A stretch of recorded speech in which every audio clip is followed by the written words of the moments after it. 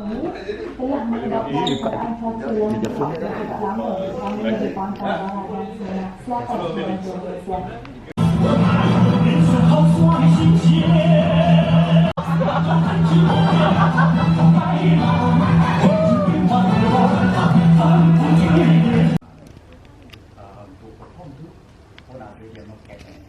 Dan ni ada dia punya siri karakter yang AJ pertontonkan untuk hiburan. Semangat dan keberanian untuk terus melangkah ke arah sebagai menteri sains, teknologi dan inovasi.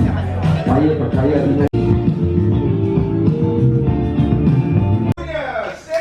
Wow, thank you. Welcome back to RTM. Full circle, faham tak? Apa tu full circle?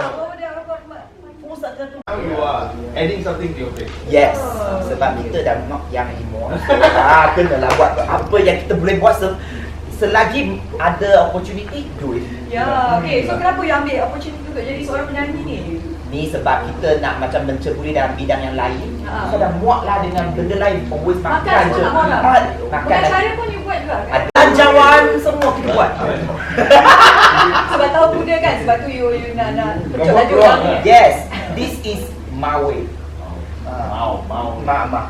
Means sports. Yes. Mau. Oh, Ma is It's full of semangat, harapan. We are melangkah ke tahun baru, New Year. So, apa kata kita buat lagu yang boleh macam bagi orang semangat untuk teruskan berjalan. Jangan putus asa.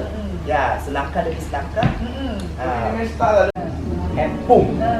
Tapi, I nak dengar lah macam sikit your honest opinion about the song. Oh, I suka. Yes, yes. It's very relatable tau. You know, sometimes kita kat belakang stage, when you hear the song for the first time, sometimes maybe it didn't catch you. But this time, you know, the lyric very relatable. You know, masalah Gen Z sekarang. Tak boleh kan? After this, you reach out to TikTok content in your life. Dia ada lagi ke tak? Rasanya ada. Tapi dia kena tukar balik lah dia semua. Topeng. Tak apa. Steady minta dia mesti maunya. Saya pun nak lagu macam ni pun dapat kan? Yeah. Apa occasion, you dah move on, break up, you nak start kerja baru, semua tu ambil selangkah je demi selangkah. Go for it. Go for it. Go for it. Jadi dalam tahun baru ini, Miss 恭喜发财，新年快乐，步步高升，身体健康macam Terjemahan ni. please, terjemahan. Okay,步步高升ni apa yang you buat sebab semoga terus naik.身体健康means sihat selalu. Selising lo kalau buat bisnes, murah rezeki. Yang penting apa ucapan kita semua new.